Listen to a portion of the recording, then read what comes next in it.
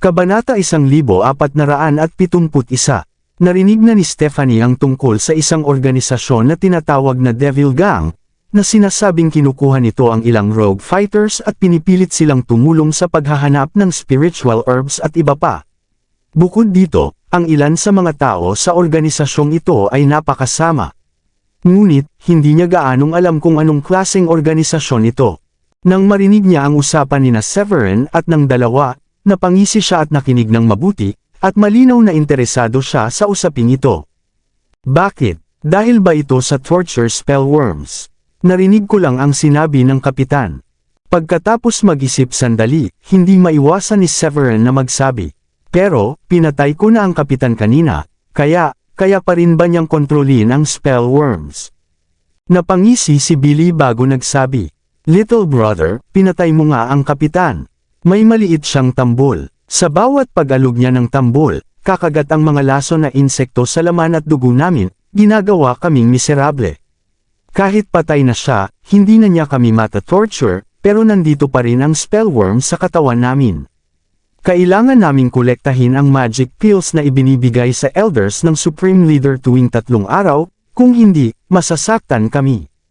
Dito huminto si Billy bago nagpatuloy, kung hindi namin makuha ang gamot, patuloy na kakagat ang laso na insekto sa katawan namin at sisirain ang aming mga internal organs, hanggang mamatay kami sa sakit. Ganon ang mangyayari.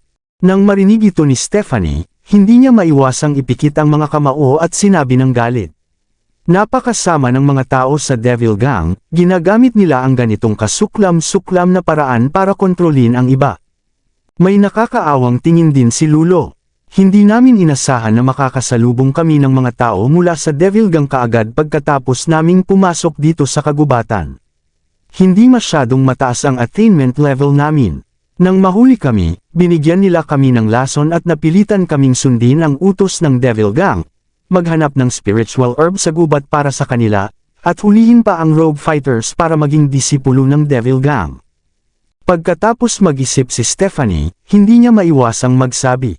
Maraming disipulo sa aming sekta ang pumupunta sa ganitong lugar para maghanap ng kayamanan. Paano kaya hindi sila nahuli ng Devil Gang? Maraming disipulo namin ay hindi rin mataas ang attainment. Ipinaliwanag ni Lulo, may patakaran ang Supreme Leader namin. Kapag aarestuhin ang tao, subukang piliin muna kung rogue fighters. Kapag nakita na disipulo ng sekta ang tao, hindi na kailangan atakihin. Kahit mataas ang attainment ng Supreme Leader nila, level 1 Saint Warrior lang siya, at natatakot siyang makasakit ng makapangyarihang sekta at magdulot ng problema. Pagkatapos mag-isip ni Billy, nagdagdag siya, by the way, inaatake din namin ang ilang secluded sect. Hindi mataas ang attainment ng mga ito, kaya hindi kami masyadong maingat. Salamat sa inyong hindi pagpatay sa akin. Tumingin si Billy kay Severin at nagpasalamat, salamat, brother, sa pagpapaalam sa amin ng kalagayan ng aming mga anak, at higit sa lahat sa pagbibigay ng pills sa kanila. Wala kaming maibalik sa iyo, gusto lang naming maging mabuti sa susunod na buhay.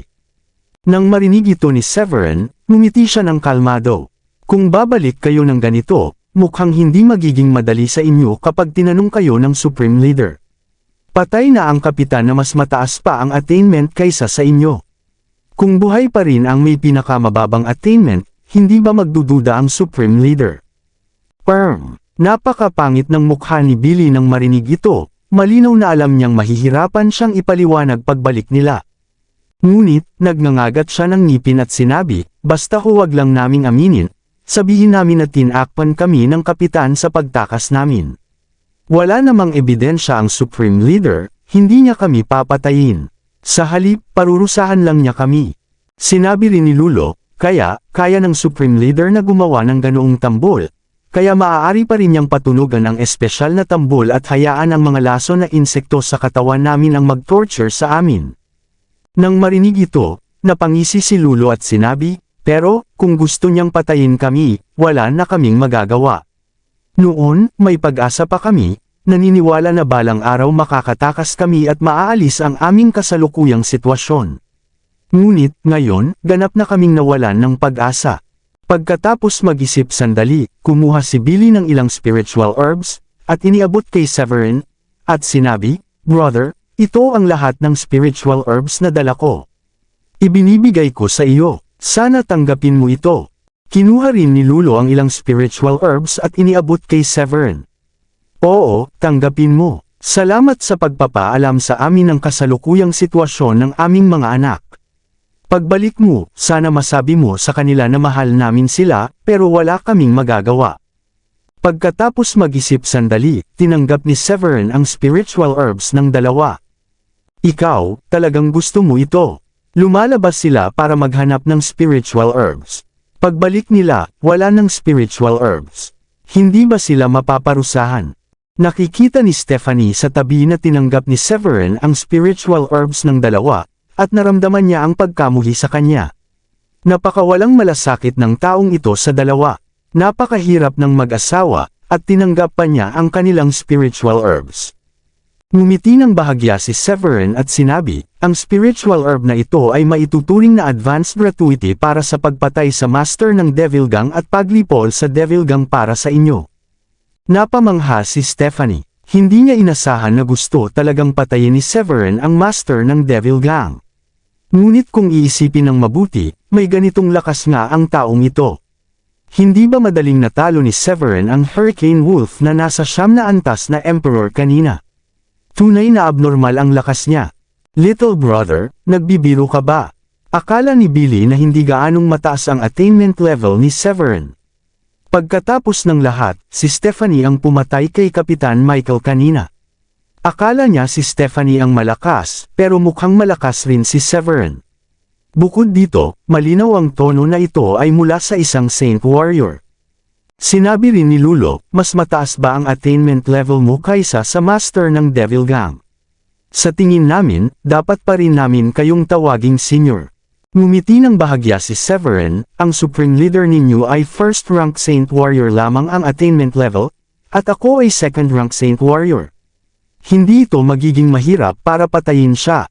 Ngunit nang marinig ni Billy at Lulo ang attainment level ni Severin, hindi maiwasang magtinginan sila, at nagkaroon ng kakaibang ekspresyon. Nang makita ni Severin ang ekspresyon nila, kumunat ang kanyang noo at sinabi, "Ano ang problema? Hindi ba ninyo pinaniniwalaan ang aking lakas?"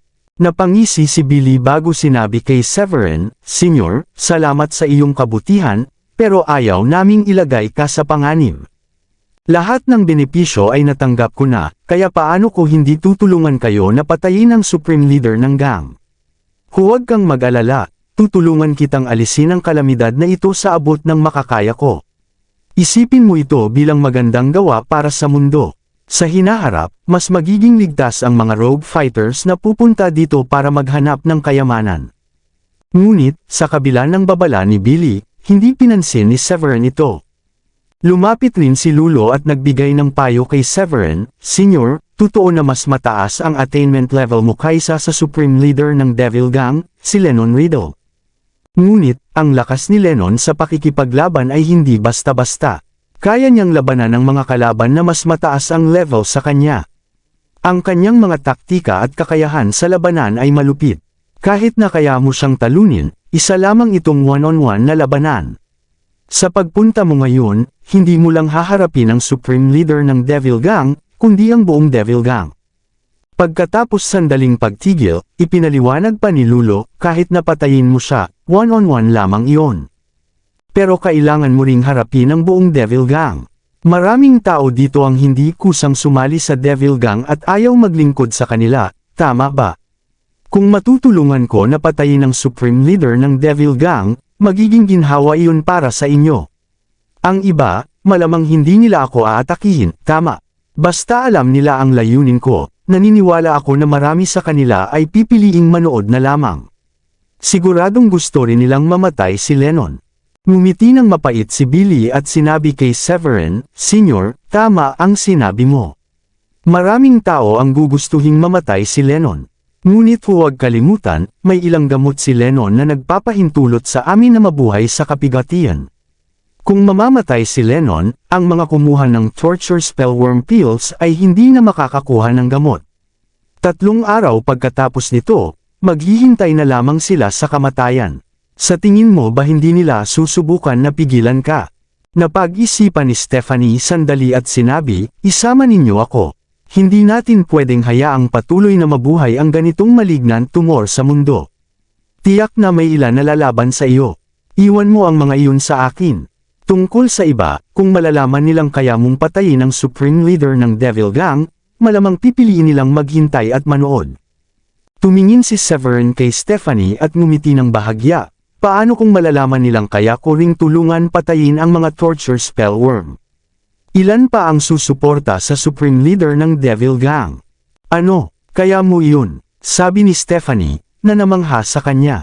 Medyo nagulat si Billy, ngunit mabilis na ngumiti at ipinaliwanag, Senyor, hindi madaling patayin ang torture spellworms na ito.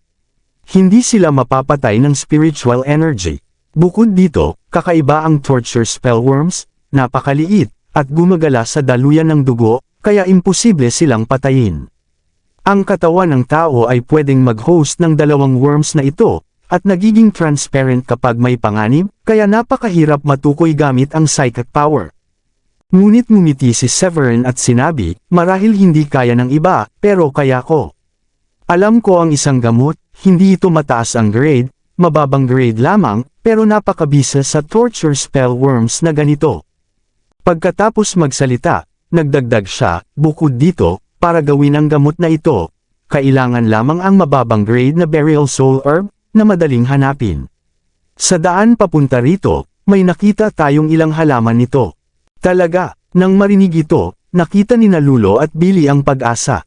Kung kaya ni Severin na alisin ang torture spellworm sa katawan ng lahat, kakaunti na lang ang susunod sa Supreme Leader ng Demon Gang. Medyo nasabik din si Stephanie. Hindi niya inasahan na sasabihin ni Severin na kaya niyang ayusin ang sitwasyon. Ngumiti si Severin at sinabi, tara na. Ang mga laman ng storage ring ng 3 tao, hahatiin namin ni Miss Stephanie. Maaari tayong magtulungan. Kung magtagumpay tayong sirain ang Devil Gang at makuha ang anumang benepisyo, hatiin rin natin ito ng patas, okay ba? Nang marinig ito, tuwang-tuwa si Stephanie at hindi mapigilan ang sarili, sure, hehe, sa ganitong paraan, malaking pakinabang talaga ang makukuha ko. Agad na nagtungo ang grupo sa ibang direksyon, at hindi nagtagal, nakakita nga si Severin ng ilang karaniwang burial soul herbs. Matapos mahanap ang mga materyales, pinangunahan niya sina Billy at ang iba patungo sa isang kuweba. Sa isang mabilis na galaw ng kanyang kamay, inilabas niya ang triplet-chambered furnace mula sa loob. Nang makita ito ni Stephanie, hindi niya maiwasang bahagyang mairita. Ngunit, isinasaalang-alang ang kabutihan ni Severin at ang kanyang kagustuhang ibahagi ang mga benepisyo pagkatapos sirain ang Devil Gang, nakaramdam siya ng kaunting ginhawa. Pagkaraan ng ilang sandali, itinaas ni Severin ang kanyang kamay, at 3 first-grade low-rank pills ang lumutang sa harap niya. Napaisip si Billy, napakabilis ng pag-refine. At lahat ito ay top-grade pills. Kahanga-hanga, napakahusay ng kanyang alchemical skills. Pinaghihinalaan ko na si Senior Severin ay hindi bababa sa 2nd grade na alchemist. Sa wakas ay may pag-asa na. Kung tunay na mawawala ang torture spellworm sa katawan namin, hindi na kami mapapailalim sa kontrol ng Devil Gang. Makakabalik kami sa bahay at makakasama ang aming anak. Lalo pang natuwa si Lulo, na mula ang kanyang mga mata sa hindi paniniwala. Totoo ba, kaya nitong talagang patayin ang torture spellworm sa aming katawan? Lumapit si Severin, hinawakan ang kamay ni Lulo, ipinikit ang mga mata, at sinuri ang kanyang katawan gamit ang kanyang spiritual power. Pagkaraan ng ilang sandali, lumitaw ang mahinang ngiti sa kanyang mga labi. Maaaring hindi mo makita ang torture spellworms dahil marahil ay masyadong mahina ang iyong spiritual power. Ang akin, gayunpaman, ay kaya. Pagkatapos niyang magsabi nito, kinuha niya ang 2 pills at iniabot sa 2 tao, bawat isa sa inyo ay uminom muna ng isa. Kapag pinapatay ang torture spellworms, tiyak na lalaban sila at gagalaw sa loob ninyo ng hindi humihinto. Mararamdaman ninyo ito, at maaaring masakit ng ilang segundo lamang. Pagkalipas ng humigit kumulang 10 segundo, mamamatay ang torture spellworms, at iyon na. Salamat, Senior. Alam ng dalawa na wala na silang ibang pagpipilian. Nang walang pangalawang salita, nilunok nila ang pills. Ilang segundo ang lumipas, pareho silang sumigaw sa sakit, at kahit na hindi mapigilang kumuyam ang kanilang mga kamao. Asahan nga, Senyor, nararamdaman ko ang paglaban ng torture spell worms, sabi ni Billy sa pamamagitan ng pagkagat ng ngipin. Lumipas ang ilan pang segundo. Pareho silang natabunan ng malamig na pawis sa noo, ngunit ang kanilang mga mukha ay puno ng masayang ekspresyon. Tahimik na sila ngayon. Mukhang talagang patay na sila. Bukod dito, nang mamatay sila, naramdaman ko rin, sigaw ni Lulo na puno ng tuwa. Agad na lumuhad si Billy sa harap ni Severin at sinabi, "Salamat, Senyor, malaking pabor ito na ibinigay mo sa amin." Agad ding lumuhad si Lulo. "Senyor, hindi namin alam kung paano kami makakabayad sa iyo. Kung kailangan mo ang aming tulong sa hinaharap, kahit na kailangan naming dumaan sa apoy at tubig, hindi kami mag-aatubili." Kabanata 1475. Lumapit si Severin at itinayo ang dalawa, sabay sabing, "Hindi na kailangan iyon. Ang kailangan ko lang ay magpatotoo kayo para sa akin pagpunta natin sa Devil Gang mamaya, para hikayatin ang mga taong napilitang magtrabaho para sa gang dahil sa panggigipit ng Devil Gang." Tumango si Lulo. Kung malaman ng mga senior na kaya mong pumatay ng torture spell worms, naniniwala akong maraming tao ang hindi lang hindi ka aatakihin kundi kakampi pa sa iyo. Pagkatapos mag-isip sandali, nagdagdag si Billy, sa paligid ng pinuno ng Devil Gang, may ilang elders na malalakas ang cultivation. Mga mas asama rin sila at siguradong sasaktan kanila dahil ayaw nilang bumagsak ang Devil Gang. Mataas ang posisyon nila sa gang at gusto nilang panatilihin iyon. Tumango si Severin, saka nagtanong kay Billy, "Billy, ilan ba ang tao sa Devil Gang?" Kahit mas mataas ang cultivation niya kumpara sa kanila, kailangan pa rin niyang maintindihan ang buong organisasyon. Kailangan niya ng kasiguraduhan bago kumilos. Sagot ni Billy, mga 2,000 ang nasa Devil Gang. Pero mga 500 tao ang ipinapadala araw-araw para maghanap ng spiritual herbs. Kaya nasa 1,500 tao ang nasa headquarters. Pagbalik ng 500 iyon sa araw na iyon, kinabukasan, iba namang 500 ang lalabas para maghanap ng kayamanan. Ngumiti si Stephanie sa tabi nila, buti na lang hindi ganoon karami. Pagpunta natin doon, mga 1,000 lang ang makakasalubong natin. Kapag naunawaan nila ang sitwasyon, marami sa kanila ang hindi ka aatakihin.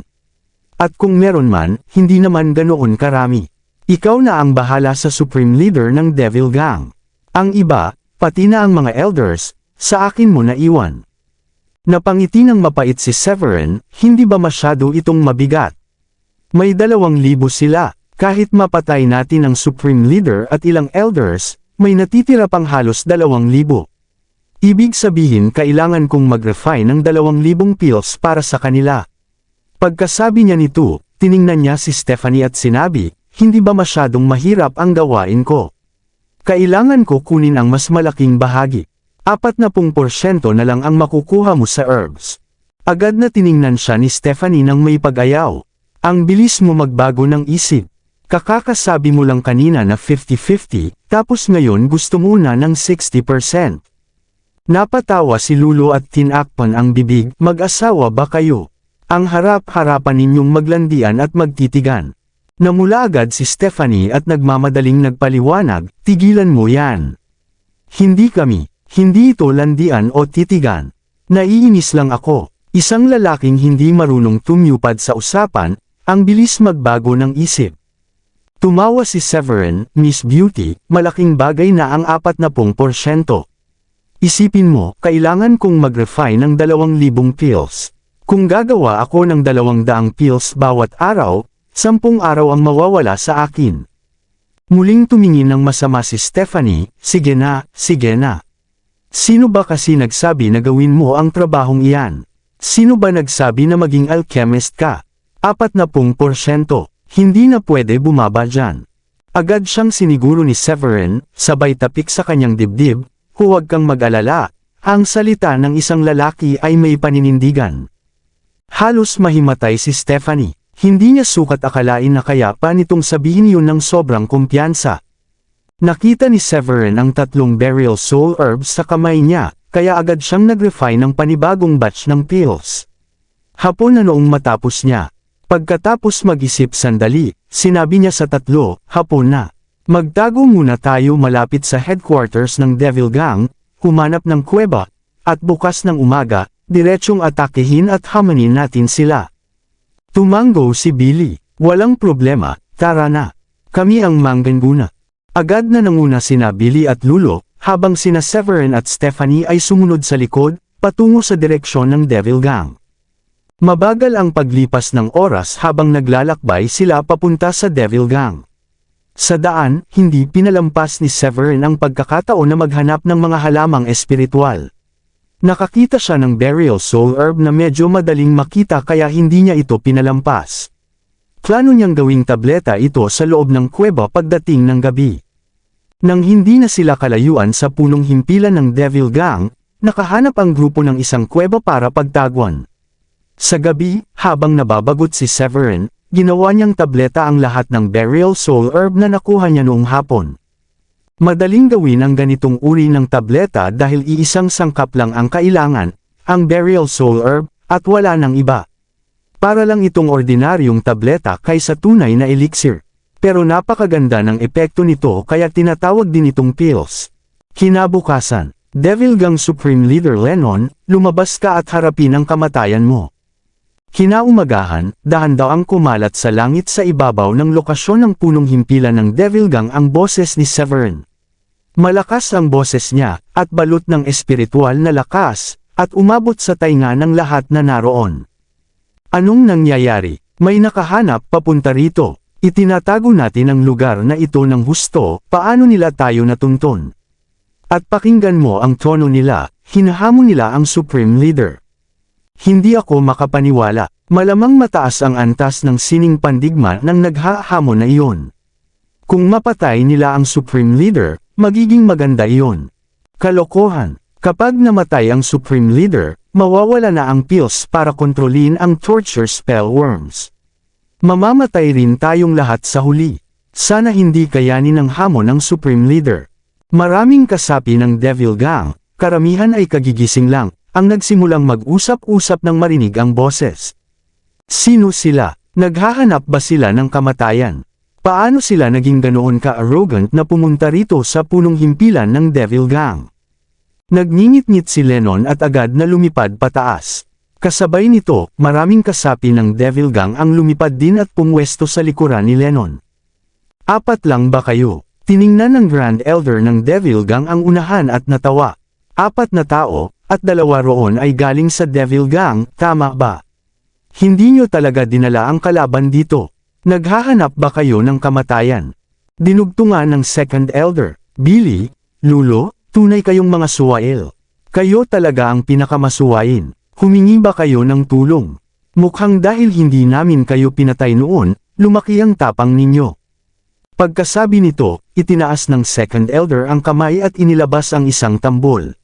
Marahan niya itong tinapik at sinabi, hehe, sa oras na ito, aaktibahin ko ang torture spell worm sa loob ninyo at hayaang kagatin kayo hanggang mamatay. Maraming kasapi ng Devil Gang ang nakatingin kina Billy at Lulo, na puno ng awa ang kanilang mga mata. Ang iba ay hindi na kayang tingnan at ibinaba ang ulo, at malinaw na ayaw nilang masaksihan ang malupit na mangyayari. Alam nilang sa ilang sandali lang, ang mga uod sa loob ni Billy at Lulo ay sisirain ang kanilang laman at mga lamang loob. Hanggat hindi tumitigil sa pagtambol ang Second Elder, sa loob lamang ng 2 minuto, tiyak na mamamatay ang mag-asawa. Ngunit mabilis ang paglipas ng sandali at sa mga mukha ng tao, lumitaw ang kakaibang mga ekspresyon. Anong nangyayari? Bakit hindi ito gumagana? Ipinakita ng Second Elder ang kanyang pagkabahala. Ayon sa mga nakaraang sitwasyon, ilang tapik lang sa tambol at agad may magiging reaksyon. Ngayong sandali, ilang minuto na siyang tumatambol, ngunit wala pa ring tugon. Pumili ba ako ng mali? Nag-isip ang Second Elder at pagkatapos ay kumuha ng isa pang tambol. Huwag ka nang mag-abala, wala nang silbi. Biglang lumapit si Billy, na may malamig na ngiti sa labi at sinabi sa Second Elder. Patay na ang torture spell worm sa loob namin ni Lulo. Kahit tapikin mo ng tapikin ang tambol, wala itong epekto. Imposible. Pinag-aralan ko ang torture spellworms ng dekada, paano sila mapapatay. Hindi makapaniwala si Lennon at lumapit na mabigat ang boses. Posible ba ito? Totoo ba? Patay na ba sila? Maraming tao ang nagulat, at may kasamang kagalakan sa puso. Kung talagang posible na patayin ang torture spellworms, hindi na sila mamumuhay sa takot. Ngunit iniisip ang lakas ng Supreme Leader at iba pang elders, bahagyang nabawasan ang kanilang excitement. Sa sandaling ito, lumapit si Severin at nagsalita sa lahat, "Maingat kayong makinig, mga kapatid sa Devil Gang. Alam ko na marami sa inyo ay pinilit lang. Kung hindi dahil sa banta ng kamatayan, naniniwala akong marami sa inyo ay ayaw mabuhay sa ganitong malungkot at walang pag-asa na buhay. Ngunit ngayon, nandito ako para iligtas kayo sa pagdurusa. Kung ayaw ninyong makiisa sa master ng Devil Gang, tumayo kayo sa aking panig ngayon. Pagkatapos kong patayin ang master, bibigyan ko ang bawat isa ng tableta na ginawa ko. Ang tableta na ito ay kayang patayin ang torture spellworm sa loob ninyo at palayain kayo mula sa kontrol ng Devil Gang."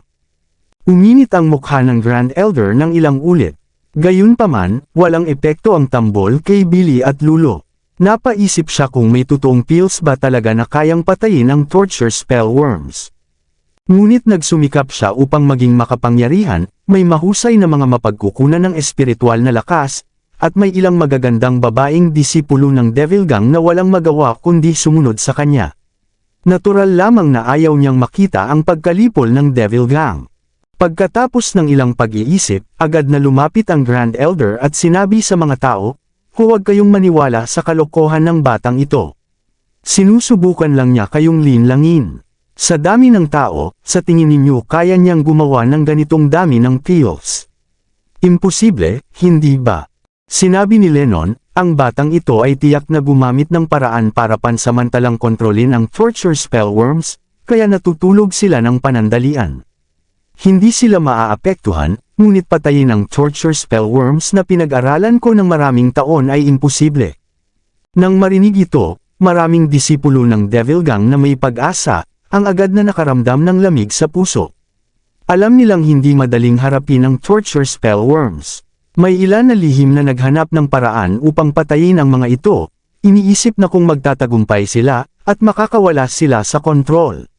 Sa kasamaang palad, wala ni isa ang nagtagumpay. Hey, huwag kayong makinig sa panlilinlang ng master ng Devil Gang at ng mga elders. Personal naming ginamit ng asawa ko ang pills ni Senior. Totoong kayang patayin ang torture spellworms. Patay na ang torture spellworms na naging pulbos at hindi na kami banta. Sinabi ni Billy sa lahat. Sa sandaling ito, kumislap ang mata ng isang matandang lalaki at lumapit. "Sinong magsasabi sa amin na hindi ninyo kami niloloko? Paano kung peke? Ito ay tungkol sa lahat ng aming buhay." Iwinagayway ni Severin ang kamay, at agad na lumipad ang 20 tableta, isa sa mga ito ay lumutang sa harap ng matandang lalaki. "Kung hindi kayo naniniwala, 20 na ang hawak ko. Subukan ninyo muna. Siyempre, kung hindi ninyo ako pinagkakatiwalaan, hindi ninyo kailangang subukan," sabi ni Severin na may bahagyang ngiti sa mga tao. Karamihan sa mga pills ay lumutang sa harap ng mga disipulo na mababa ang antas ng kapangyarihan. Napansin ni Severin na mga karaniwang disipulo lamang sila. Nang makita ang mga pills, napalunok ng malalim ang matandang lalaki. Alam niya na kapag hindi gumana ang mga ito, baka sila ang pag-initan ng pinuno ng Devil Gang. Gayunpaman, matagal na nilang hinihintay ang pagkakataong ito at ayaw nila itong palampasin. Pagkaraan ng ilang segundo na pag-aalinlangan, agad na kinuha ng matanda ang pills at nilulun ng walang pag-aatubili. Nang makita iyon, natakot ang iba na maagawan sila, kaya mabilis din silang kumuha at lumulon. Mabilis na naubos ang 20 pills. Ang sakit! Ilang segundo lang ang lumipas nang may sumigaw sa sobrang kirot. Agad na pinaliwanag ni Lulo, "Huwag kayong magpanik. Iyan ay ang torture spellworms na nagwawala sa loob ninyo. Medyo masakit pero mamamatay din sila agad. Wala silang laban, huwag kayong mag-alala. Ayos na, nawala na ang sakit." Pagkasabi ni Lulo, biglang lumiwanag ang mata ng matandang lalaki na unang uminom. Patay na sila, totoong patay na sila. Ramdam ko gamit ang psychic power ko. Haha, napakaganda, talagang patay na ang torture spell worms. Sigaw ng isang lalaking may antas na 8th rank warrior king. Pagkasabi niya, agad siyang lumipad palayo at tumayo sa kabilang panig. Sumunod din ang mga uminom ng pills at pamwesto sa lugar na itinuro ni Severin, hudyat na handa silang makipaglaban sa panig nito. Hindi na sila kakampi ng Devil Gang. Kayong mga traidor, sigaw ng Grand Elder at Second Elder, na galit na galit. Mga kapatid, totoo na kaya ng pills ni Senior na patayin ang torture spell worms. Hindi nila tayo niloloko, pahayag ng isang babaeng disipulo na hindi mapigilan na ma-excite. Pagkasabi nito, mahigpit niyang sinuntok ang hangin at nagsalita kay Severin, Senior, handa kaming tumayo sa panig mo at kumalaban sa Devil Gang. Lahat ng gustong lumaya, lahat ng ayaw ng maging alipin nila, lumipad na rito. Sawa na ako, kung pwede naman palang umalis sa Devil Gang, hindi na ako maglilingkod sa kanila. May ilang disipulo na nag-alinlangan ng ilang segundo bago agad lumipad papunta sa panig ni Severin, na sinamahan ng 20 na nauna na roon. Walang sinumang papayag ang lumipad. Sino mang manggahas, papatayin ko. Sigaw ng master ng Devil Gang, lubos nang nagpapanik habang parami ang lumilipat sa panig ni Severin. Hindi niya inasahan na kayang gumawa ng binatang ito ng pills na kayang pumatay sa torture spell worms na pinag-aralan niya ng maraming taon. Upang manakot, kumilos ang Grand Elder at naglabas ng malakas na spiritual energy, at bigla niyang pinatay ang mahigit 100 disipulo ng Devil Gang. Marami pang disipulo na sana'y lilipat na, ngunit natakot at nanatiling naka-freeze sa kinatatayuan nila, hindi makagalaw. Maraming salamat sa lahat ng sumusubaybay. Please subscribe and follow my YouTube and Facebook channel, Filipino Novel. Maraming salamat po. Ngumiti ng malamig si Severin, Ginoo, hindi ninyo kailangang lumapit. Hanggat hindi ninyo inaatake ako at ang aking magandang kaibigan, pagkatapos kong patayin ang Supreme Leader ng Devil Gang at ang mga elders na tapat sa kanya, ang kailangan ninyo lang ay ibigay ang mga spiritual herbs na hawak ninyo.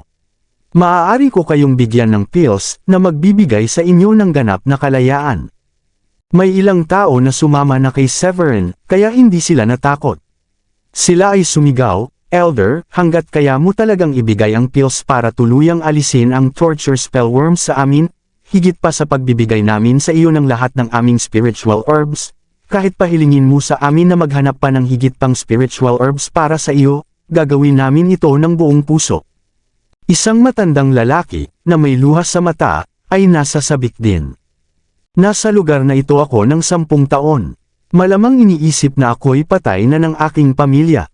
Elder, kung kaya mong alisin lahat ng torture spell worm sa aking katawan, hindi lamang ibibigay ko sa iyo ang lahat ng spiritual herbs na hawak ko ngayon, handa rin akong maghanap ng spiritual herbs sa loob ng 1 taon para sa iyo. Ipapasa ko sa iyo ang lahat ng aking matagpuan sa panahong iyon. Pagkatapos, makakauwi na ako at makikita ko ang aking pamilya. Senior, handa rin ako. Marami ang sumang-ayon. Hinahanap ninyo ang kamatayan. Galit na galit ang Grand Elder. Lumapit siya, na kinuyam ang kamao, at sumabog ng spiritual energy, ipinakita ang kanyang lakas bilang 7th-rank na warrior emperor. Lumipad siya sa harap at sumigaw sa mga disipulo na nais sumama kay Severin, hindi kayo maliligtas, dahil papatayin ko siya ngayon, at walang makakapagligtas sa inyo. Pagkatapos magsalita, kinuyam niya ang kamao at nagpalabas ng suntok. Sa harap niya, isang spirit tiger na hindi bababa sa 3 metro ang taas ang lumitaw. Ang tigre ay umungol, nagpapakita ng kariktan ng hari ng gubat, na kinilabutan ang maraming disipulo na hindi sinasadyang umatras. Pasensya na, ang kalaban ninyo ay ako. Hindi, kayong lahat na matandang tanga, ako ang kalaban ninyo. Kinuyam ni Stephanie ang kamao, na sumabog ang kanyang spiritual energy, at sa isang galaw ng kamay, lumitaw ang isang spirit phoenix sa harap niya. Ang fluctuation na ito ay nakakatakot.